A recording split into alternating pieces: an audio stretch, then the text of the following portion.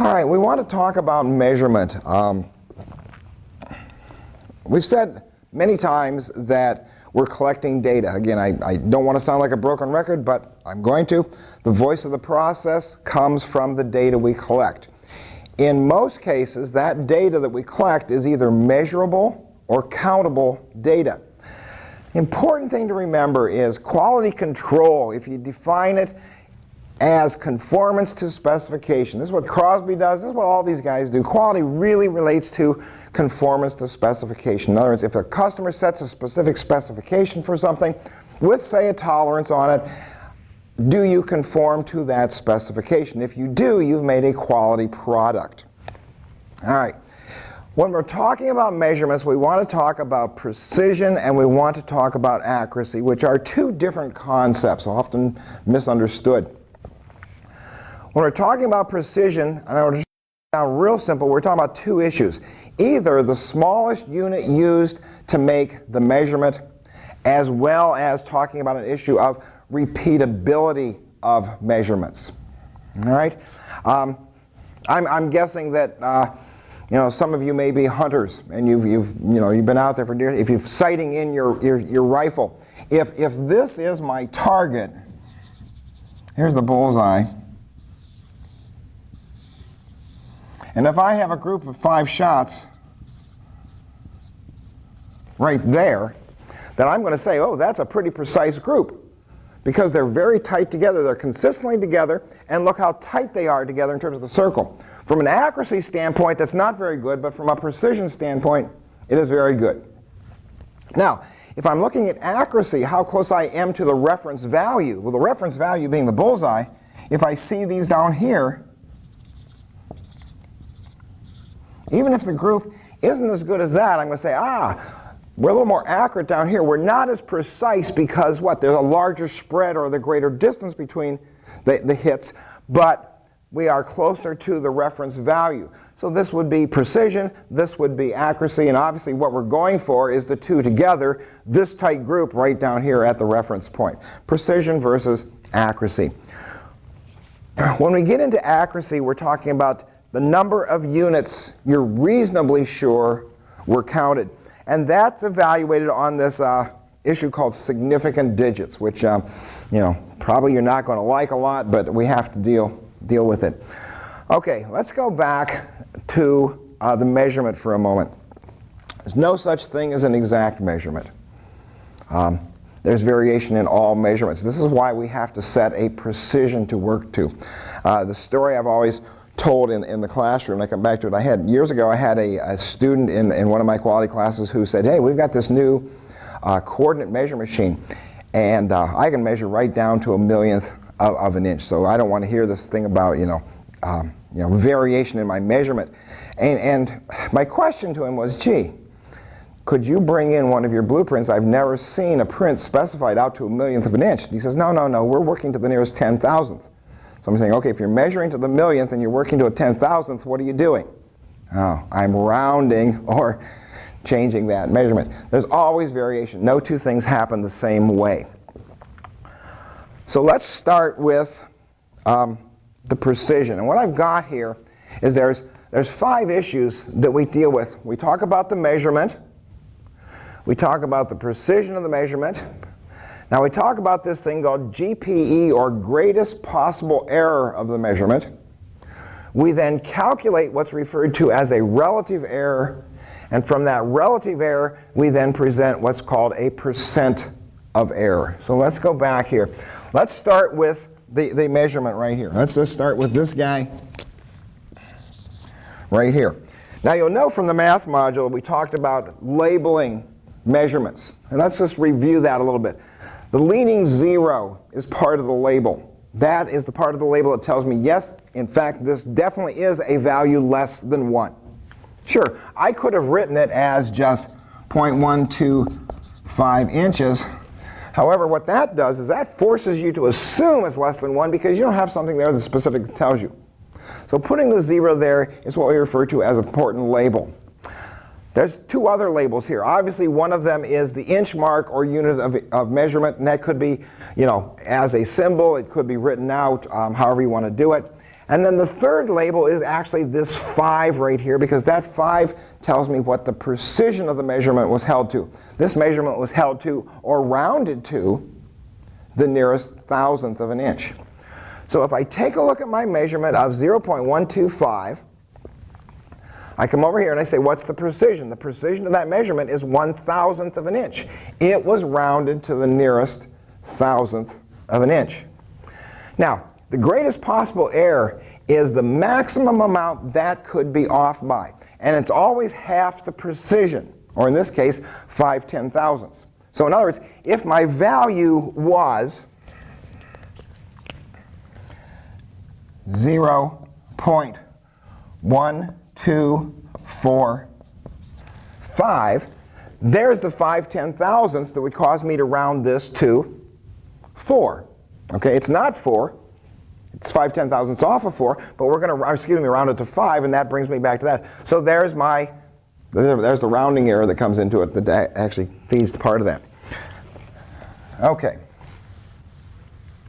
So now as I look at this, I say, all right, let's calculate greatest possible relative error. Relative error. And relative error is really simply an equation where relative error is equal to the greatest possible error over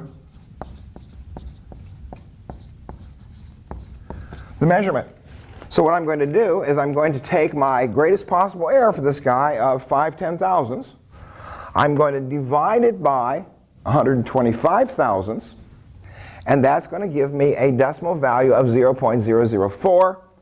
Converted to a percentage, that means the percent of possible error in that measurement is 0.4%. Not enough to really get excited about. So that gives me an idea of that. Now let's take another measurement and do the same thing with it. And all I've done here is it's just a little bit smaller, 0.025. Again, label it correctly. Here's the value. Just like the one before, the precision is 1,000th of an inch, just like the one above it. The greatest possible error is 5/10,000ths of an inch, but now to calculate my relative error, I'm going to divide the 5/10,000ths by 0.025, which is going to leave me a decimal value of 0.02, converted to a percentage, 2% chance that the maximum error is there. Now what good does this do? What I do with this in terms of these percentages?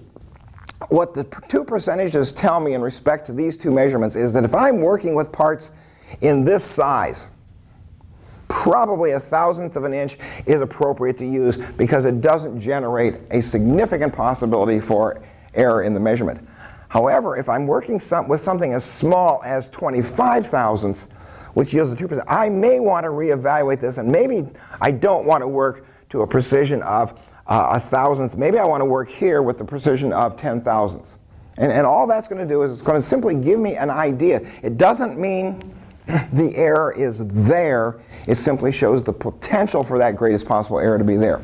And it allows you to evaluate the tool you're using. So in this case, I would probably think if I'm doing a lot of stuff in this range, this size range, I'm probably going to think about maybe going up to 10,000th of an inch for my precision rather than simply 1,000th, simply to get that potential for error out of there. Now, rounding. And rounding is an interesting issue. What you typically have seen probably is where we rounded 5. So if I have a value of 0.1245, I want to round it to the nearest thousandth, being consistent with this, then what that 5 does is cause me to round up at 5, so this 4 becomes a 5, and I report that measurement as 125,000ths of an inch. If, on the other hand, my measurement was 0.1244, okay, I want to round to there, well, because this is less than 5, I'm going to drop it and, in essence, round down. So here I'm rounding up. In other words, I'm adding distance that's not there.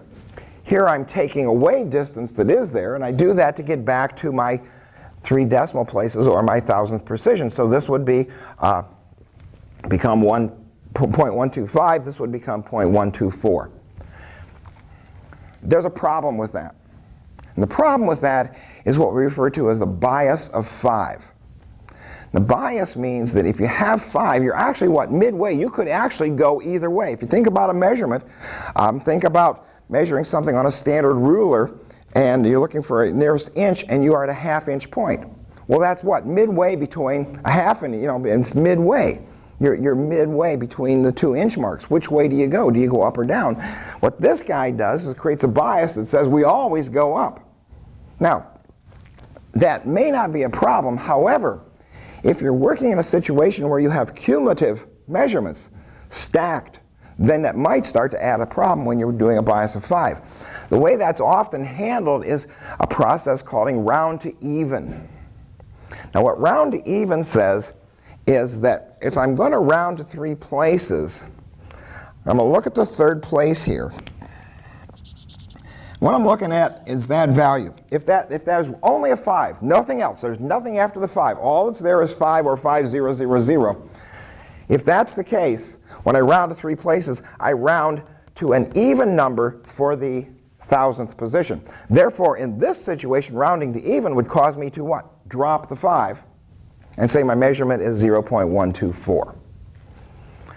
What if my measurement was 0.1235? Okay, again, I'm rounding to here. I've got just that 5 there. So now in this situation, I would round this up to 4, okay, because I need to go to an even value, and I report it as 1, 2, and there's my even value right there. What you can see that does is that gets the bias, it gets the bias out. It creates a scenario, consistent scenario, where in some cases 5 goes up, and in other cases 5 goes down. And in respect to overall, we take that bias out by kind of averaging that. Don't assume that this would round to even.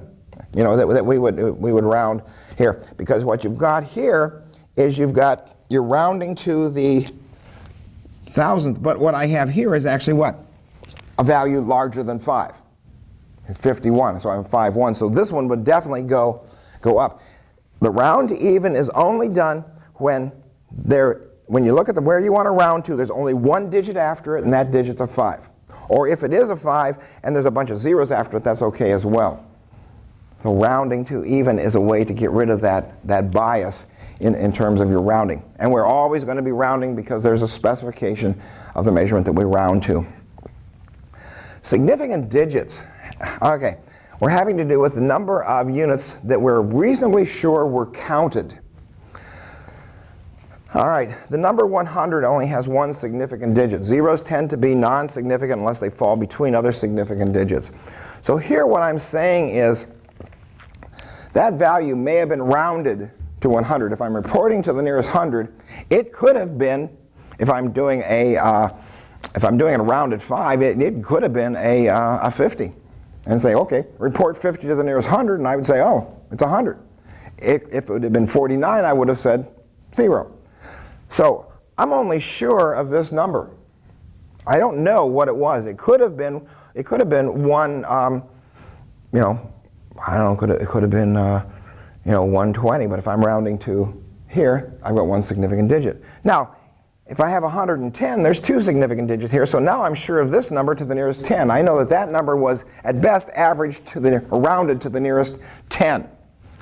If I have the value of 111, 3 significant digits, and what that tells me is, notice my confidence is here, my confidence is 10s, here my confidence is at 1s. Okay? If that was rounded, it was rounded to the nearest 1. It could have been 111.4 rounded to 101. It could have been 110.5 rounded to 111. So what I'm talking about here is my confidence. All right? Now, 101, all right, would have 3 significant digits. Unlike the zeros up here, because this 0 falls between 2 significant digits, this still confirms I'm to the nearest 1. The question becomes, what if I count to 100, to the nearest 1, and it comes out to exactly 100? How do I tell you that? Because if I report it like this, you're going to think it was only counted to the nearest 100. What I do is I tag the 0, which is in the 1's position. That tag then tells the reader that yes, in fact, this was counted to the nearest 1, and there weren't any. So this would have 3 significant digits. All right. There's kind of how we look at that in respect to accuracy.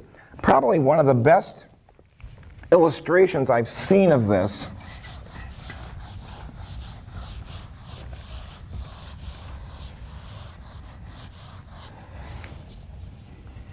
looks like this.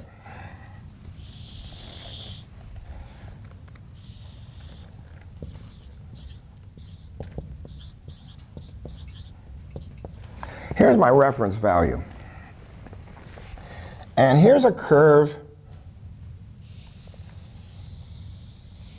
that represents my measurements.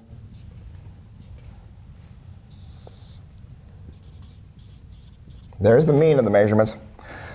Between here and here,